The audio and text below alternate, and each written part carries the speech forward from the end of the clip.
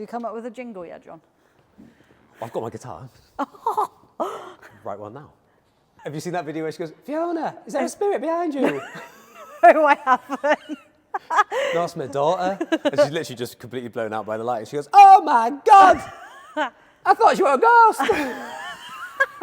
I'll play it afterwards. It's so funny. So I look like that? You look a bit like that. Okay, fine. A bit like that. We can make that work. Is that spirit behind you? We're back. We're back. Number, well, whatever this is. Technically 2. No. But not. I want this to be number 1. Okay. Because I want last chat to be episode 0. Yeah, nice. Because while we had a conversation about lots of things on a relatively surface level, we didn't answer any questions. Mm-hmm. And generally I want to come at these conversations with a question in mind or a topic that we delve into in some degree of detail. Got you. Yeah, because I've got a whole list of questions. So many questions. I'll tell you what, so since Sam said after the last one, something like 90+% of podcast makers don't make more than 10 episodes. Mm-hmm. Now, my only goal is just to make 10 episodes. Great. Even if they're terrible. Fine. and starting with episode 0 means that it's going to be 10% harder. Because now we have to do 11 episodes to get to 10. For sure. So that's my goal. That's fine. But the more we do, the better it will get. Like when you play ping pong. That's true. So or like when you do anything. Then we do anything. There we go. I wonder when I'll stop being nervous. I don't know. I have butterflies right now. That could be a baby. Do you really? I don't know. It could be a baby. Do people in podcast land know that you're pregnant? No, they do now. They do now. It's all right. These aren't going out for a while. It's fine. Yeah, okay. This will be my baby, my pregnancy announcement. Yeah, there we go. Yeah, we'll do on episode 2, gender reveal. So this is going to be episode 1. Yep. Because I want to answer the most important question, which is why are we doing a podcast? Okay. I'll go first. Mm-hmm. So for me, I think we often sit in this space and we have conversations around movement, exercise, clients, training, all of these types of things. And I think our conversations are the types of things I think other people would want to hear.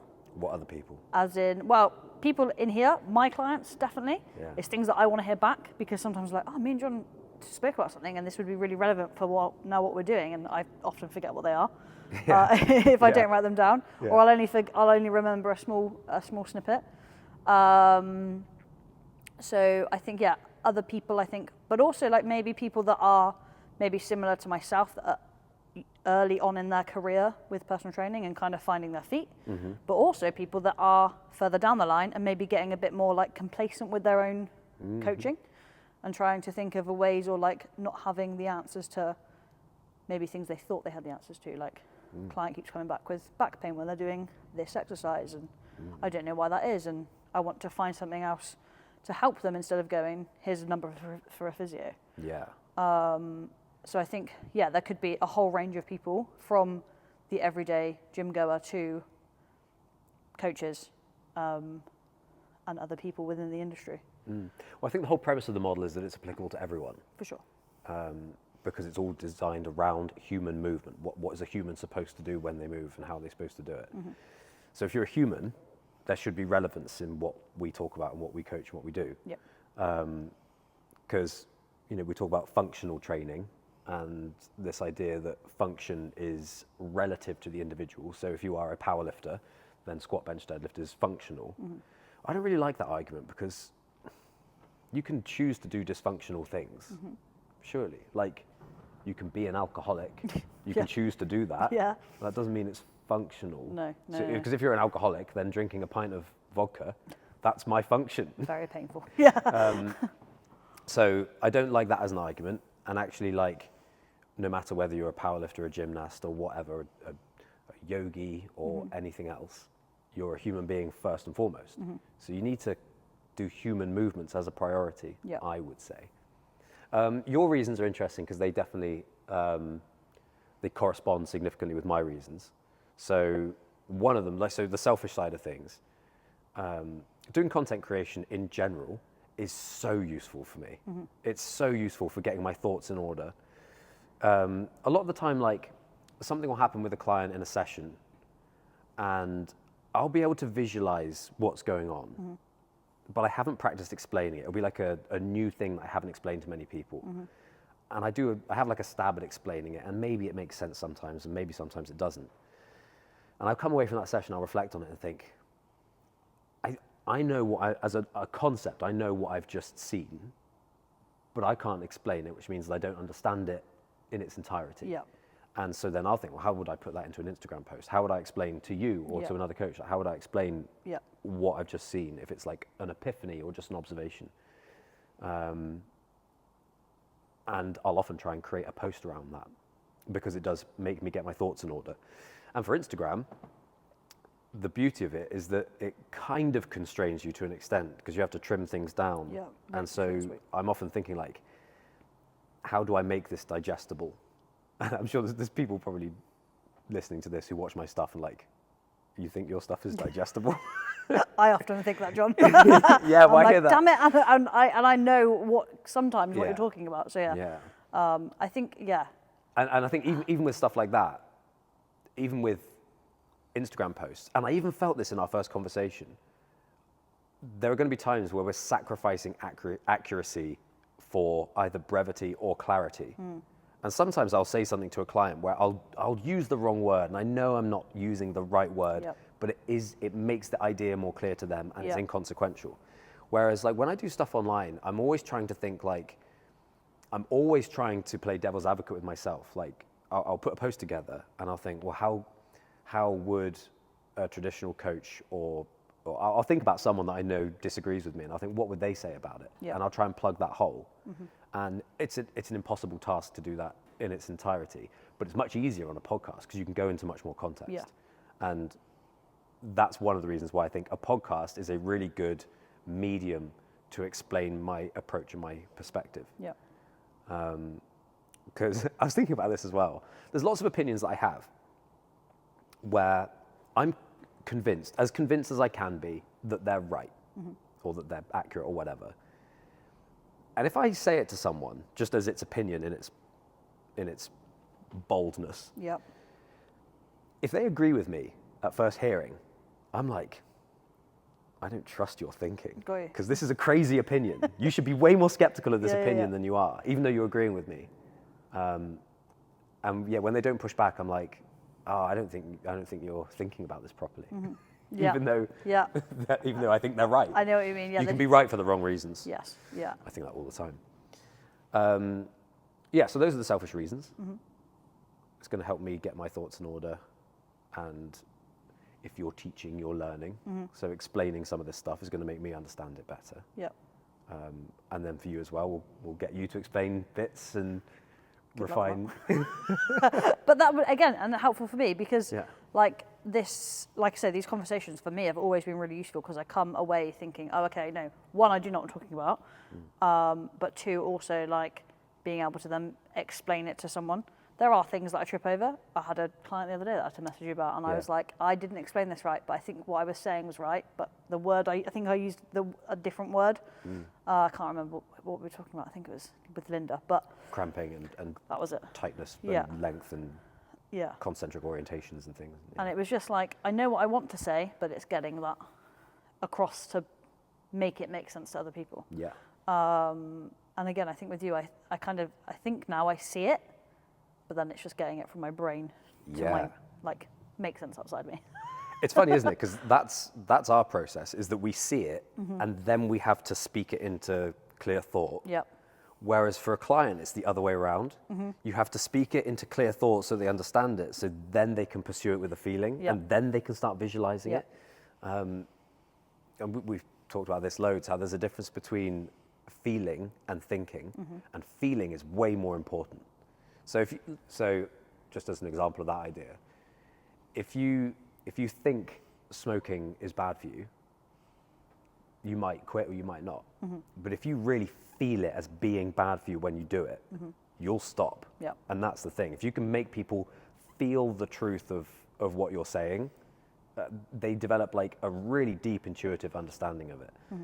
And I don't know how much of that we can develop on a podcast, but certainly better here than through an Instagram post. Yeah, I think so. Yeah, I think conversation will be deeper for sure. And that kind of comes into a conversation I had last night about a guy who's had disappointing encounters with physios repeatedly. He's been let down by physios. And he was really scathing about his experience with physiotherapy, but he was also very understanding with regards to like NHS physios, because he was like, I think they've got a bit of a thankless job because they just get sent people who have been to their GP, they want a quick fix, they're not going to do the exercises. And I understand that. That's definitely true, and you're never going to get everyone to buy into stuff. But I think it's a two-way street, and the practitioners need to take more ownership over the fact that if people aren't doing the things you're prescribing, like it might be on them sometimes, but it is also on the coach. Yeah. And I think when you can get someone to really feel the benefit of what you're doing, Yeah. they'll do it. Yeah. Like it will change their practice immediately. And I've seen that happen loads of times where people have come to me and they've been doing isolated physio for ages, like someone with neck tension and they've been getting tension headaches. They've been seeing a physio for a couple of years. I've got one guy in particular who was being investigated for a brain tumor because his tension headaches were so bad. Jeez. And it was affecting his movement, and he couldn't drive and he couldn't walk. And he would see vestibular physios and they would just make him just stretch his neck because his neck is tight. And he was like, I do it sometimes. Well, I did it for a while and it didn't work. And then sometimes I would do it and then sometimes would not. And it never felt like it was working. And then gets investigated for a brain tumor and they're just not finding anything. He was just being bounced around the NHS like a football. Yeah. And had no answers. He got sent to me as a Hail Mary, let's see what we can do. Yeah. And I said to him, like, I don't know anything about brain tumors. I don't really know anything about vestibular physio, but like I know a few things about balance and pressure distribution and tightness, and we can address those things. And I said, like, with your blessing, my approach is going to be, I'm going to basically ignore the symptoms that you've told me you have, and I'm just going to assess your structure and try and create more coherence, more distribution. And we've done that. He's basically resolved. Like within... It's crazy. I've been seeing him for, is it 2 years? It's under 2 years, I think. So like the changes started to happen quite quickly. And the thing is, he's enjoying it. Yeah. So he comes and does extra. And his daughter bought him, so we do tornado ball stuff, and his daughter bought him a tornado ball. Nice. Yeah, he likes doing the exercises and he feels the benefit because he's identifying how his brain and his eyes are responding to his interaction with the ground. So just through a purely mechanical change, we're changing his neurophysiology in like a really profound way.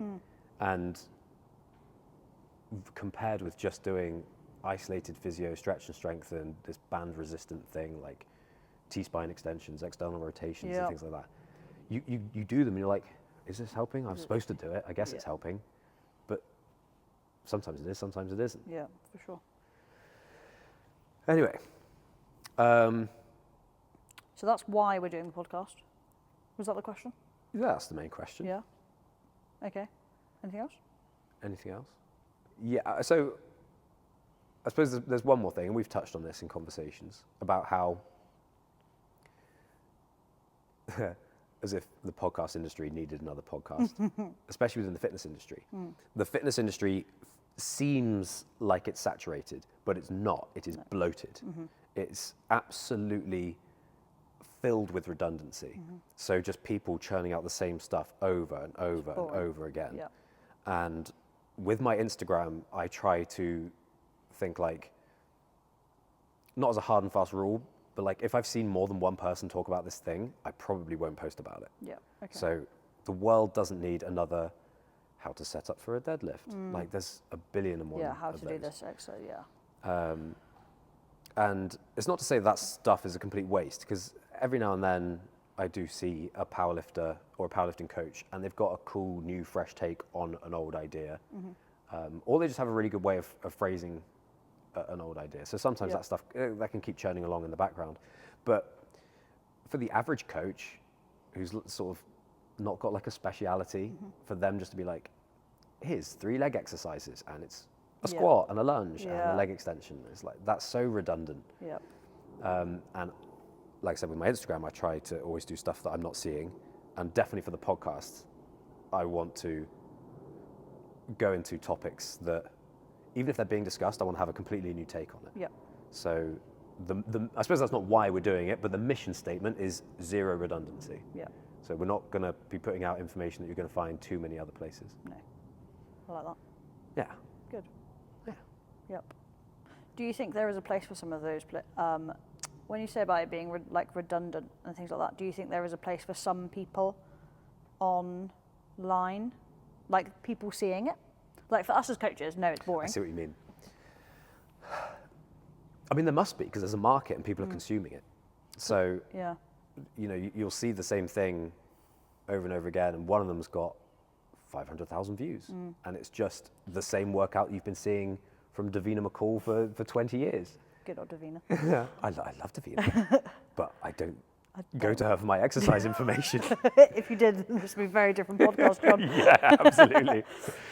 Absolutely. I don't know why she popped to mind. Probably because I used to actually own her DVD. I can remember being like a teenager and like in the off season from rugby doing a Davina McCall. I've definitely done more than one Davina workout in my lounge. I love that. For sure. That's my dirty little secret for podcast episode number 1. Getting them all out there. Yeah, Rhi's pregnant.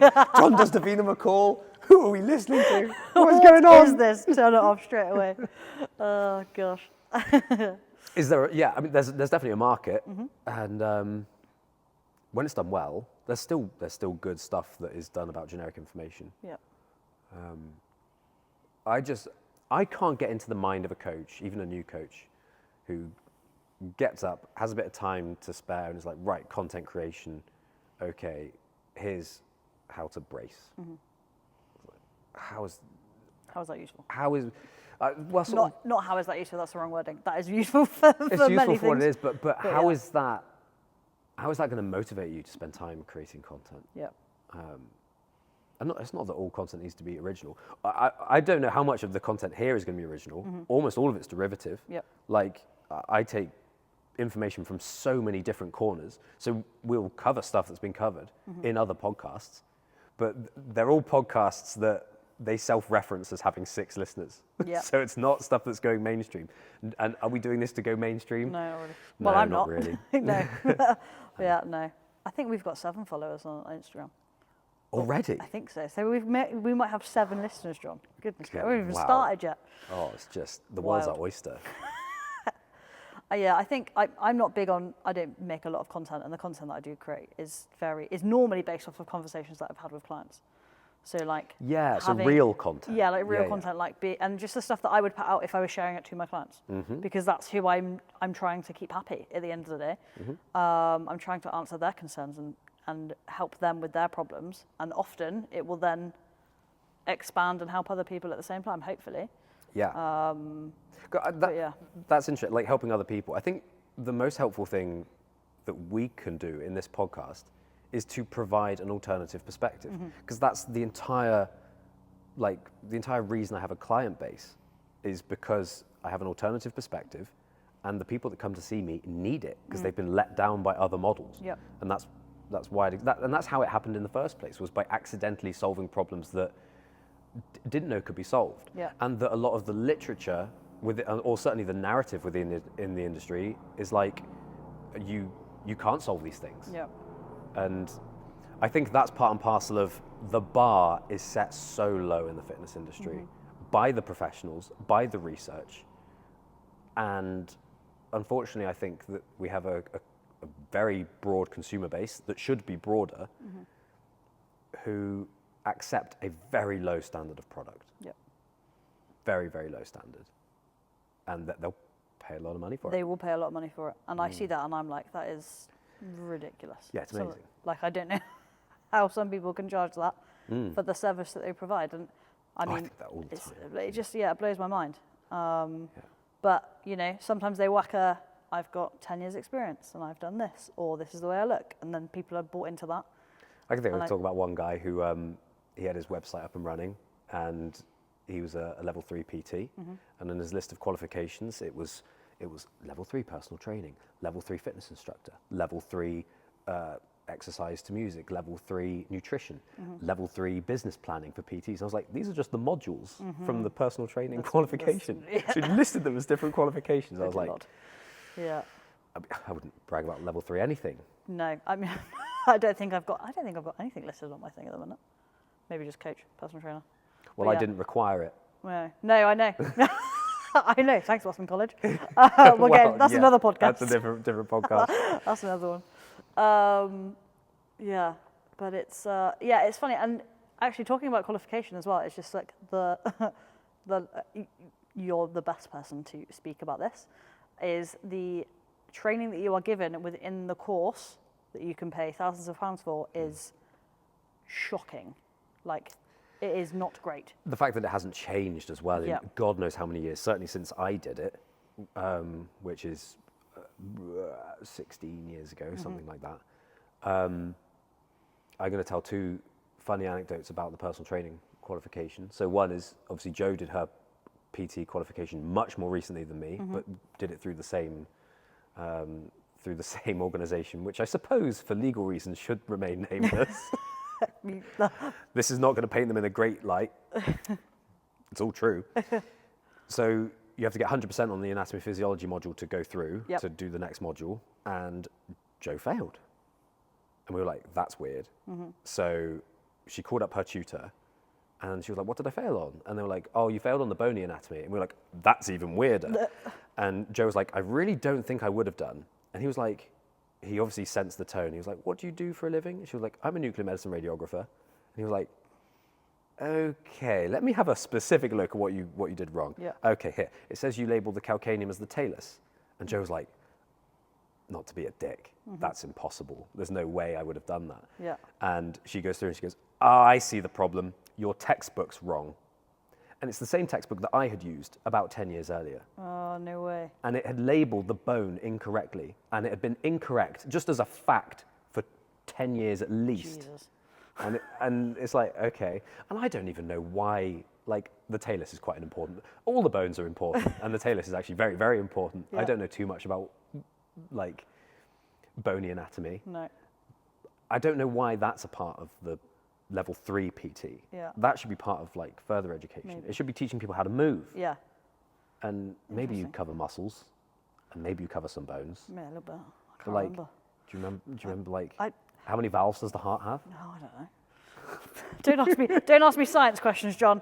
But why are we doing GCSE biology in a Yeah. level 3 PT course that you're just going to go and coach how to do 15 leg extensions in a gym? Yeah. I don't know. 15, no, 12 is the maximum. I can't count past 12. Wow. Can't count past 3 at the minute, but yeah. That's for hypertrophy. What if you want muscular endurance? We'll get into that in another one. Yeah. But yeah, do you know what? One of the things that fascinates me from the personal training course is the amount of people that will give advice when they have like a module's education on it. For example, nutrition. Nutrition's a big one. Blows my mind. Now, you know, when I started, and I still do it to this day, I never give nutrition advice. I will give some guidance and will say, but this is maybe who you should speak to. And I worked with Hay for a couple of years. And that was the best thing for my business because it was 2 coaches backing up one person specialising in 2 different areas. Yeah, that's cool. Now, don't get me wrong, there are coaches out there that will go and get like extra nutritional of course. qualifications. Yeah, you can Great, definitely do love both. that. Yeah. But I knew what I was good at, and nutrition isn't one of them. Yeah, me too. I'm good at eating. I'm not good. Yeah. That's as far as it goes. Yeah, I steer completely clear of it. But yeah. And this is kind of like our conversation last time. I don't calorie count. Yeah. I've never calorie counted. And I can make a change and I will see that change within a couple of weeks and I know I've done the right thing. Yep. But it's easier for some people than for others, of course. It is, 100%. But it's never been of interest to me at all. No. And I think as well, there can be a lot of trauma around food. So, and like eating. So, yeah, right. It's actually a really responsible thing to be talking about in depth. Yeah, and for someone to be like, here you go, here's some calories, go and do it. Now, don't get me wrong, again, I'm speaking very broadly. There are people that are giving much better advice, but of course. like when I see that, I'm like, dude, like. Yeah, you need to be more careful. Yeah, you need to be more careful. Or not even more careful, just you need to be more aware, more holistically aware. Yeah. Yeah. Yeah, and responsible for giving that advice, for sure. Yeah. But yeah, that's interesting because the course is, I can't remember anything. Like, and I say that really badly. That's probably a really bad thing to say out loud. But like, my coaching is learned on the floor. Like it's learned in the gym with clients, answering their questions and resolving their problems and seeing it for yourself. Yeah. And I think I said this last time is like doing things from your model and what you've learned and what I've learned from you is that the more I do it, the more I see changes, and the more it makes me think like, yeah, well, this works because it's the evidence is in front of me. And it's all practical, so it's like it's physical problem solving, isn't it? Yeah. It's like, right, how do we manipulate this implement? How do we use our bodies to manipulate that implement? I thought of this the other day. This is like a definition difference, not strictly, but like as a general, like a rule of thumb. The difference between natural movement and contrived movement. Contrived movement in a gym would be using an implement to manipulate your body. So you pick up a dumbbell and you're not doing anything with the dumbbell, you're just using it to cue internally. So I'm only using it because I want to feel the squeeze on my bicep and I want to feel the stretch on the way down, and the dumbbell helps me feel that internally. Yeah. That's contrived because that wouldn't, and this isn't to criticize it. All of my clients have bicep curls in their program. Yeah. So, but it's contrived and it's weird and slightly unnatural to do that. Whereas a natural movement is to use your body to manipulate an implement. So you give someone a task to do. So this is like picking up a washing machine. You're not going to think about what muscles, you're not going to be cueing internally, you're going to be cueing externally. You're going to be taking feedback in real time, and you're going to be positioning into awkward spots and trying to find leverage, and you're solving the problem intuitively.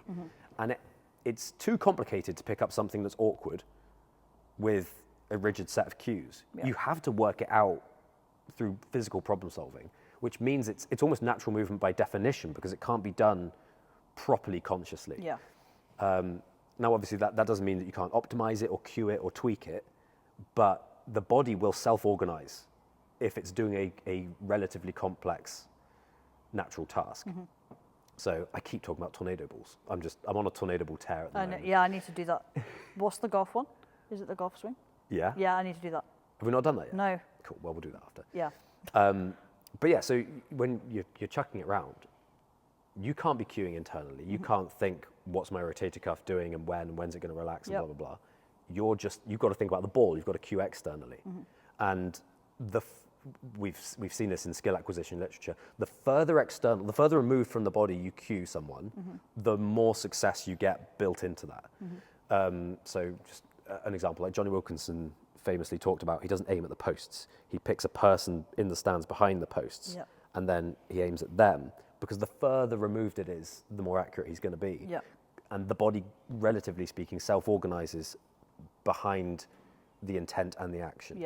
So it just kind of fills in. The body's really good at filling in the blanks. So if you're throwing a tornado ball, if you're thinking about the ball and you're thinking about the feel of the tension in the rope, you don't need to think about how to organize your body. It's going to self-organize to an extent. Is it going to do it perfectly? No, that's why you have a coach.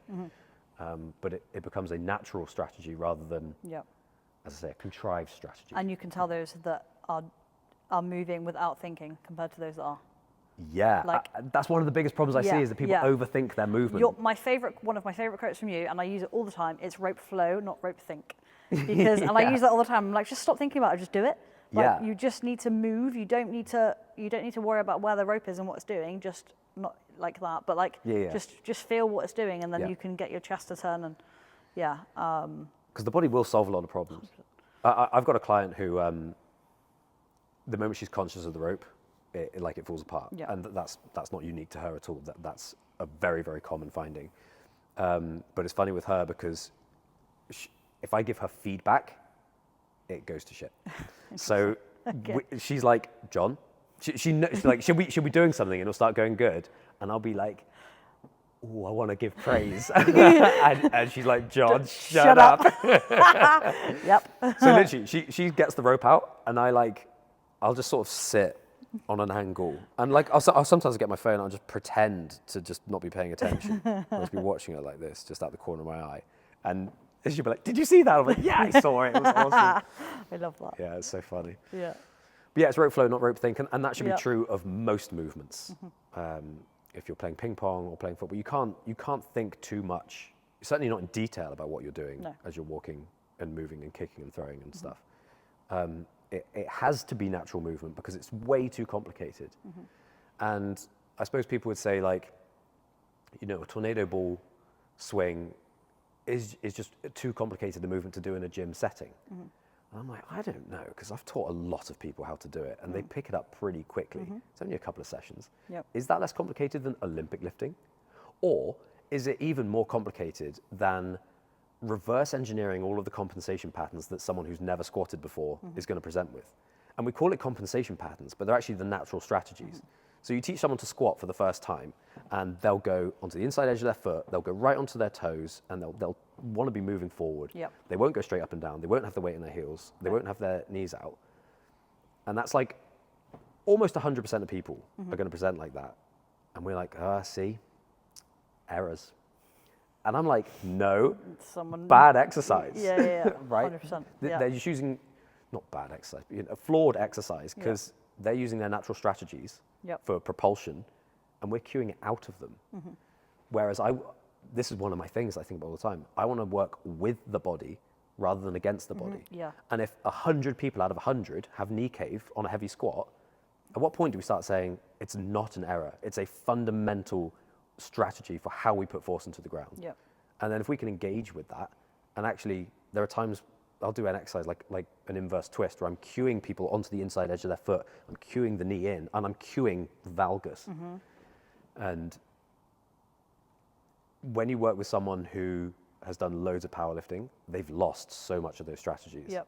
And when you work with someone who's never done any gym stuff, they probably just do it automatically. It's really interesting. Yeah, it's the difference between the people that you coach is definitely, you can see those that have done years in the gym compared to those that haven't, and the different strategies that you're using to do the exercise that you're teaching them. And the people who've got the least training are the better movers. 100%. Which is bonkers. Yeah, which is why Rachel moves so well, because she doesn't have it. She never went to a gym. Yeah. Because she just naturally picks it up. Yeah. Similar to Linda. And they're really versatile, Yeah, like athletic across the board at everything. Yeah. Which is really interesting. So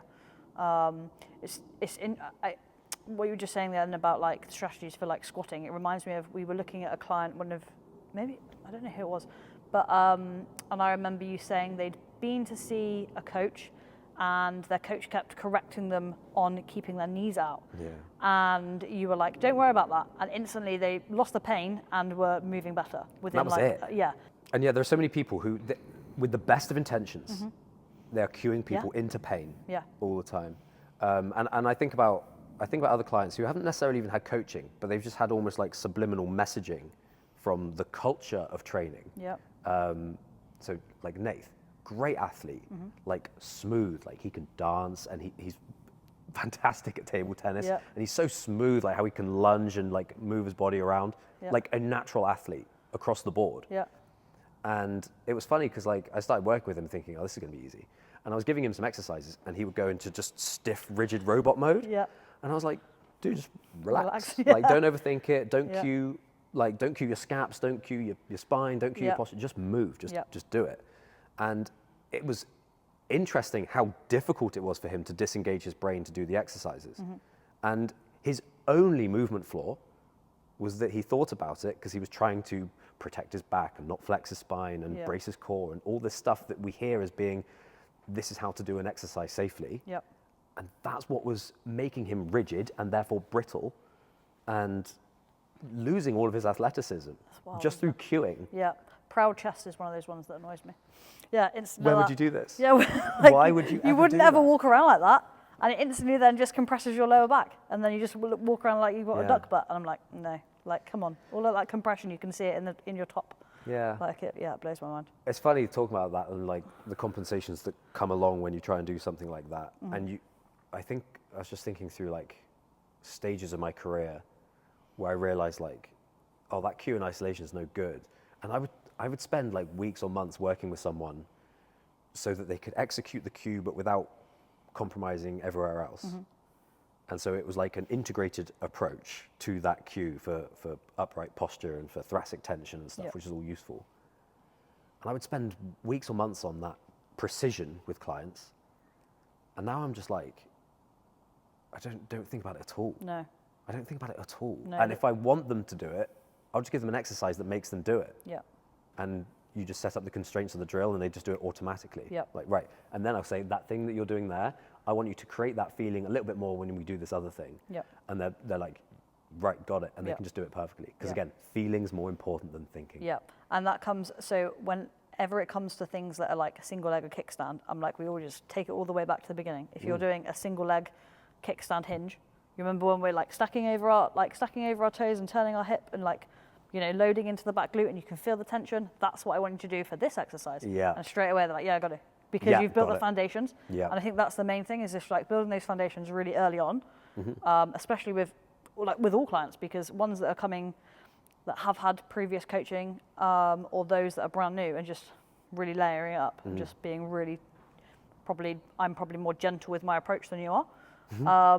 But when they get it, it's like, yeah, this is great. And then you add in an extra step in a cable push press, and they're like, oh, this is great. And it's easy. And it's easy. It's so easy. I had a client in this morning. She's a powerlifting client, and we do little bits and bobs.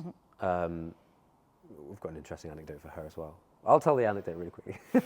So she's had a hip replacement, and she's had sore shoulders forever. And she was with a PT, and probably like a fine PT, probably like a pretty good PT. And she also did massage. And basically she was seeing her for both. So she was seeing her for training and then getting massage for the tightness that she was feeling. And she said to me the other day, she was like, I haven't felt the need for a massage since I've been working with you. And I'm like, and the thing that's interesting about that is we're barely doing anything different. We're just doing a little bit of ribcage movement like for 10 minutes at the end of a powerlifting session. And I find that really interesting. And she was basically saying that the justification for the massage was that she's got a desk job. So she's going to be like this all the time. Yep. So she's just bound to be tight. And you can't address tightness in the gym. You have to address tightness with another intervention, like a massage or stretching or foam roll or whatever. It can't be done through movement alone. And so she was needing regular massage. And I'm a big fan of massage.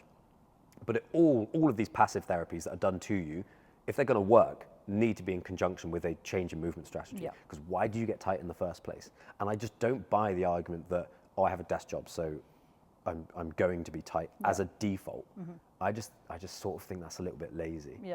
Definitely makes it harder to overcome, but you just need a stronger stimulus than that to make that not happen. Anyway, that was a sidetrack. She was in this morning when Ian was in, who's the client who was being investigated for a brain tumor. And he's doing this complicated exercise. So staggered stance, he's swinging a dumbbell across his body, he's pulling it up, and then he's pressing contralaterally and stepping at the same time. So there's so much stuff going on. And he just cracked on with it in the background. And I just saw her, I was facing her and she was facing me and the rest of the gym. Her mouth just opened. And I was like, oh, yeah, I get it. And she was like, wow, that's amazing.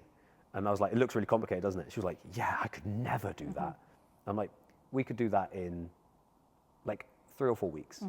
And it wouldn't, the key thing with that is that it's not even that we need to prep to do it. It's that the exercises that get there are also exercises in their own right that are useful. And I think that's probably the big difference between my coaching now and my coaching a few years ago, was that I knew what I wanted a client to do, but I couldn't get them there without building up all these little bits, but I didn't know how to build up the little bits in any meaningful way.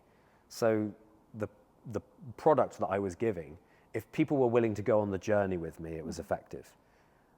But it wasn't engaging from the get-go necessarily. Whereas now I think it is. Now I know on day one, I'm going to give you a good workout. You're going to feel muscles in a totally different way. You're going to move in maybe a slightly different way than you're used to. And that's going to open up the door to the next bit. And then same again. And then it expands. And suddenly you're doing these contralateral step presses that look really complicated in the gym setting. But actually they just come as second nature. So with Ian doing it, he did it first go. I showed him the exercise.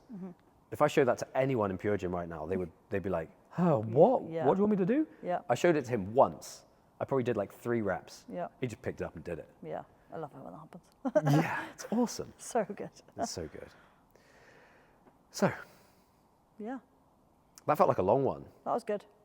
Are we? What time are we on? I don't know what time it started. I don't know what time it started. We should probably 10 past check. 3 though. Yeah. That's episode 1. We answered the question, didn't we? Why are we doing a podcast? Why are we doing a podcast, I can't remember. Fun. We're going to have fun. We're gonna have great Hopefully fun. at least one other person has fun. But we're Maybe going to the have 7 fun. people that are The 7 following. people. Yeah, that's our But goal. yeah, nice. Thanks, John.